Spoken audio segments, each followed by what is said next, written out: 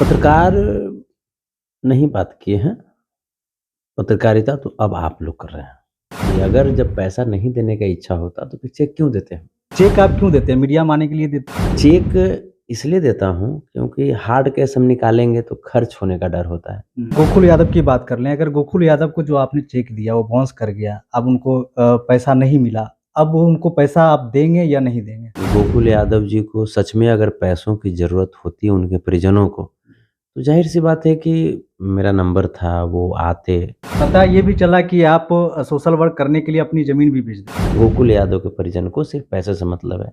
उसके पूरे खानदान की सर औकात है संतोष रेणु का सामना करने का। इन चाटुकारों का खानदान जहाँ तक पढ़ा होगा ना सर, वहाँ तक के स्टूडेंट को हम पढ़ाए हैं। उड़ेल देंगे, ठेल देंगे ज़्यादा करने लगा तो गया था नवादा में। नवादा में जब गया, वहाँ पब्लिक बता दिए कि असली रेलैया किसको बोलते हैं। उनकी एक लॉबी भी है और वही लॉबी फिर उनको फ़ोन पे बात करते हैं और फिर उसको यूट्यूब और फेसबुक पे डाल करके वायरल करते हैं कि नहीं मेरे साथ रिलाई नहीं हुआ। हवा में उड़ रहा है, अभी तो एक जगह ठोकइया हुआ है। ये पूरा बिहार और हिंदुस्तान अभी लोग को इंतज़ार कर रहा है। अयोध्या जी के नाम लेके कुल ही एहिजा ड्रामा कर रहा है। इसको अयोध्या जी तक मारेंगे सर। नमस्कार, मैं युवराज, आप देख रहे हैं डेमोक्रेटिक लाइव। देखिए, इस वक्त हम संतोष रेणु जी के आवास पे हैं और एक मुद्दा आया था जिसको लेकर काफ़ी सारी बातें हुई और विवाद में घिर गए संतोष रेणु जी। बात ये था कि एक पत्रकार को संतोष रेणु जी एक चेक देते हैं और वो चेक बाउंस कर जाता है। उसी के बारे में हम आज बात करने के लिए संतोष रेणु जी के आवास पे आए हैं। संतोष रेणु जी, सबसे पहले डेमोक्रेटिक लाइव में बहुत-बहुत स्वागत। जी, बहुत-बहुत धन्यवाद। सर, पहला सवाल ये है कि जो आपने चेक दिया वो बाउंस कर गया, उसको लेकर काफ़ी सारी पत्रकार काफ़ी सारी बात किए हैं। क्या उसकी सच्चाई क्या है? पत्रकार नहीं बात किए हैं, पत्रकारिता तो अब आप लोग कर रहे हैं। वो चाटुकार लोग थे। पत्रकार कभी भी पत्रकारिता की गरिमा को धूमिल नहीं कर सकते हैं और चाटुकार लोगों को पत्रकार की गरिमा मालूम नहीं है।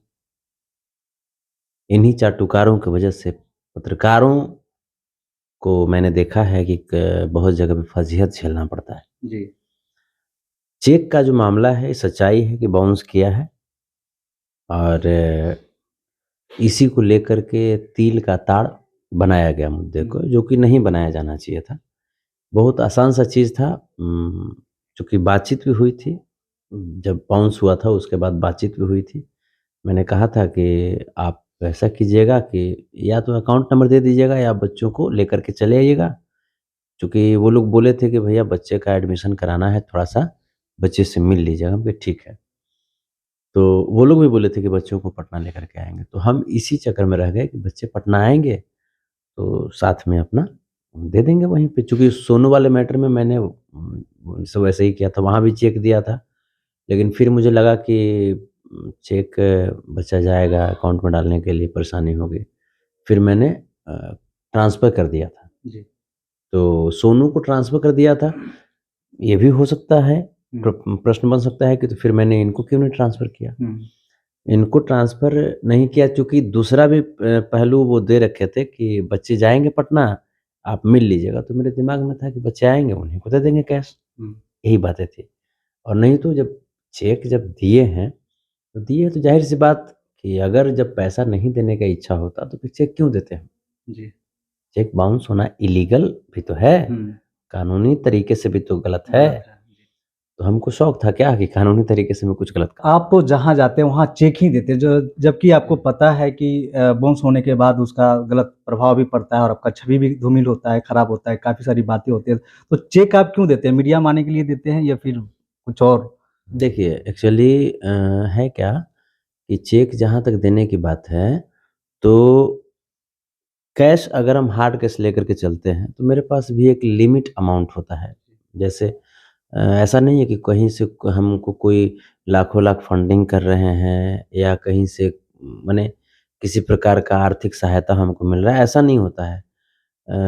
अब तक पिछले 2014 से मैं सोशल वर्क कर रहा हूँ। अब तक मुझे एक व्यक्ति 80,000 सपोर्ट किए हैं, एक व्यक्ति 45,000 किए हैं और एक व्यक्ति हमको 60,000 सपोर्ट किए हैं। यही सपोर्ट है हमारे जीवन में पिछले 8 साल से समाज सेवा जो हम कर रहे हैं उसमें। और लगभग कुछ नहीं तो अब हम क्या कहें, करोड़ करोड़ पार है। अगर जब देखिएगा, मैंने इसी दौरान लॉकडाउन के दौरान भी मैंने काफ़ी सोशल वर्क किया। बहुत जगह पे मैंने पैसे भी भेजा, जिनको मैं नहीं जानता हूँ उनका फ़ोन सिर्फ आ गया, ट्रांसफ़र किया। वो तो सारा चीज़ आप जब निकालेंगे, डिटेल्स निकालेंगे तो उसमें सब पता चल जाएगा। अब इसके बाद क्या होता है कि अ, चेक इसलिए देता हूँ क्योंकि हार्ड कैश हम निकालेंगे तो खर्च होने का डर होता है, और गरीब आदमी है, कहीं अगर खर्च हो गया तो फिर हम कहाँ से सोशल वर्क कर पाएँगे। इसलिए मैं चेक दे देता हूँ। लेकिन अब चेक भी देना बंद कर दिए हैं क्योंकि कल गए हुए थे 6 लोग जो आत्महत्या कर लिए हैं, वहाँ पे गए थे, तो वहाँ पे चेक भी नहीं दिए और आर्थिक सहयोग कैश भी नहीं किए।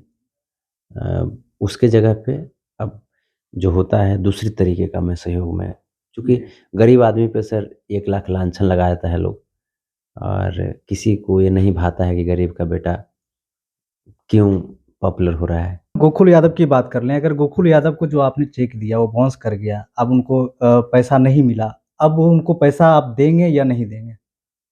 नहीं सर, संभव नहीं है, क्योंकि अगर गोकुल यादव जी को सच में अगर पैसों की ज़रूरत होती है उनके परिजनों को, तो ज़ाहिर-सी बात है कि मेरा नंबर था, वो आते, आकर के बच्चों को मैंने कहा कि मैं मामा की तरह मैं तुम्हारे साथ रहूँगा। वो बच्चे आते मेरे पास। अ, अब ये जो पत्रकार, जिसको पत्रकार लोग बोल रहे हैं, सच में चाटुकार हैं, ये पटना से चले गए जमुई, है ना? लेकिन क्या पटना से पटना में नहीं आ सकते थे मेरे पास? मेरे पास आते और आकर के बोलते, हमसे सीधा सवाल करते कि आपने जो चेक दिया वो बाउंस हो गया, अब आप पैसे कब देंगे? है ना? तो इनको तो टीआरपी चाहिए था, इनको व्यू चाहिए था। अब वो गोकुल यादव के परिजनों का सहारा लेकर के, और ये तो अपना तो व्यू कमा लिए। तो जब व्यू कमा लिए तो व्यू किसका है वो? वो व्यू जो है, जो यूट्यूब जो आपको पैसा दे रही है, जो फेसबुक पैसा दे रही है उस व्यू का, वो व्यू किसका है? व्यू संतोष रेणु का है। तो उसी से जो कमाई जो तुमने किया, वही पैसा दे दो। तो इसमें गोकुल यादव के परिवार का क्या गलती है? गोकुल यादव के परिवार की नहीं किसी गलती है। गोकुल यादव के परिवार उसको सपोर्ट किए, अपना कंधा दिए कि मेरे कंधे पे रख कर के बंदूक तुम चलाओ संतोष रेणु पे। तो उस बंदूक से जो हुआ क्षति, उसको तो गोकुल यादव का परिवार ही ना झेलेंगे। तो गोकुल यादव के परिवार जब चेक गए होंगे बैंक में जमा करने के लिए, तो आपको फ़ोन किए होंगे? सारी चीज़ें हुई थी, उन्होंने फ़ोन भी मुझे किया था। हमने कहा था कि 23 अगस्त के बाद कभी भी चेक डाल दीजिएगा। लेकिन ये कोइंसिडेंस कह सकते हैं इसको, ये संयोग है कि जिस दिन चेक क्लियर होना था उसी दिन मुझे आज़मगढ़ निकलना था। तो अब चूँकि आज़मगढ़ निकलेंगे तो कोई दूसरा सोर्स तो मेरा है नहीं।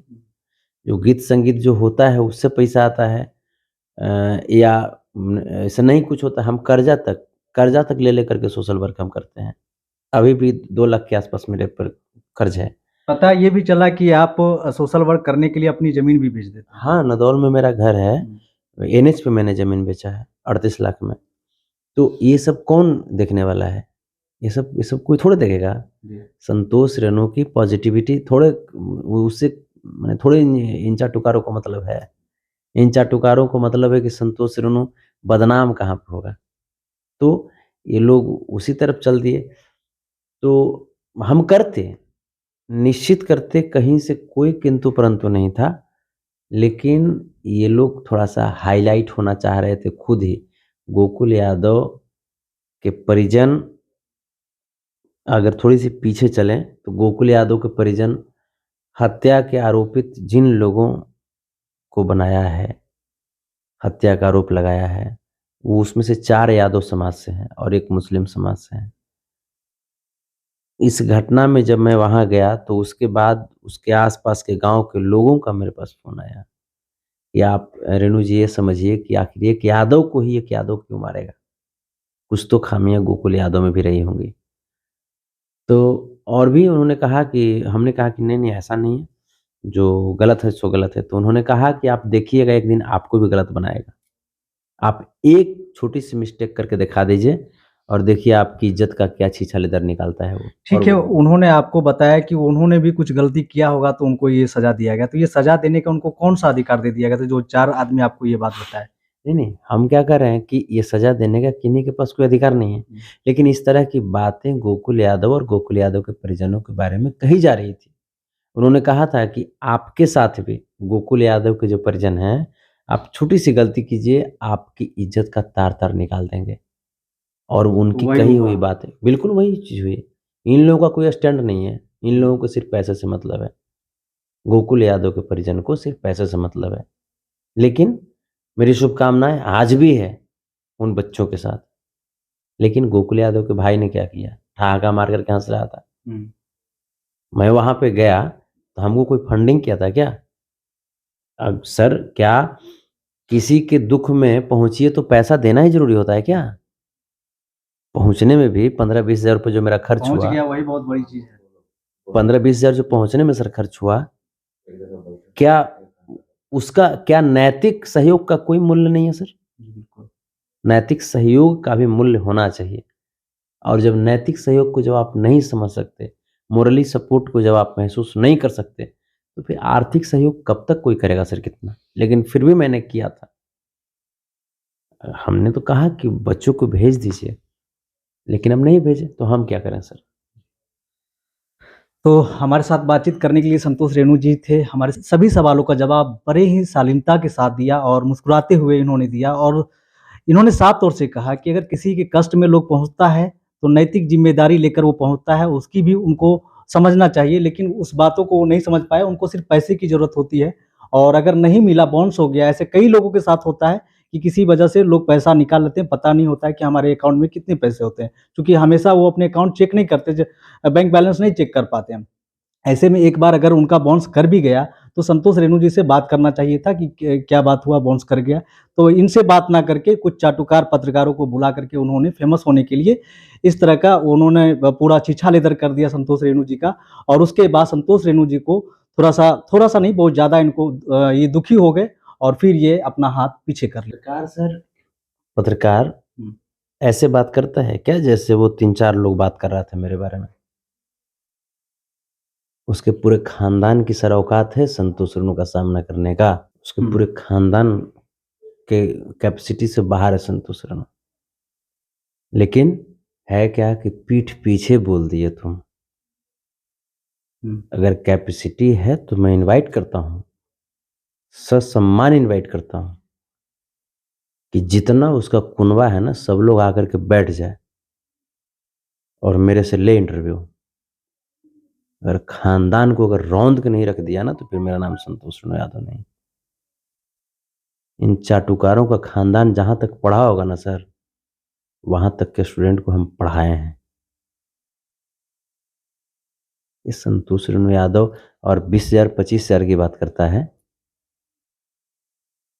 हमारे पास है कुछ नहीं, लेकिन इतना ज़रूर है कि ऐसे लोगों को तोप सकता हूँ, दबोच दे सकता हूँ, इतना ज़रूर है और इसीलिए तभी ये भागे रहते हैं मेरे से, मेरे पास आते नहीं हैं।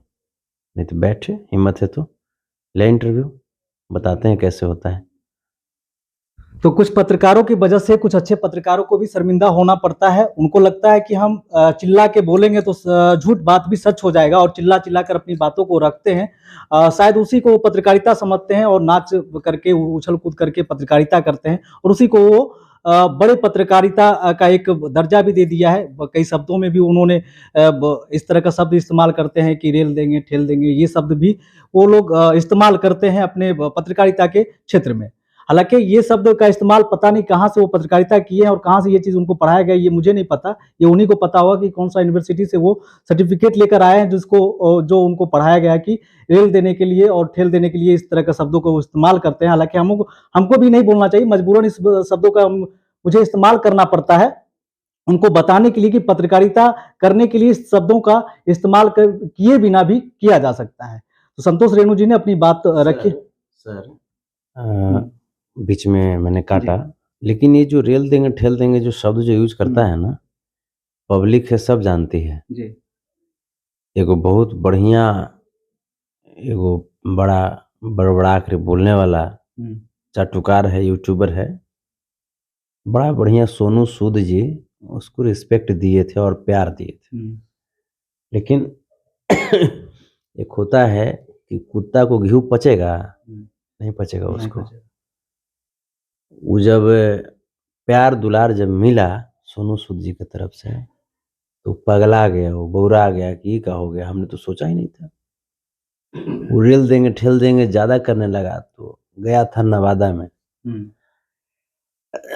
नवादा में जब गया वहाँ पब्लिक बता दिए कि असली रेलैया किसको बोलते हैं जी। मुंह फाड़ करके बिलार नियन आँख कर लेता है, डरा रहा था। हुआ ठोकैया भी उसका पुष्ट हुआ है। जब ठोकैया भरपूर हुआ है तब तो उसके बाद वहां से भागा है।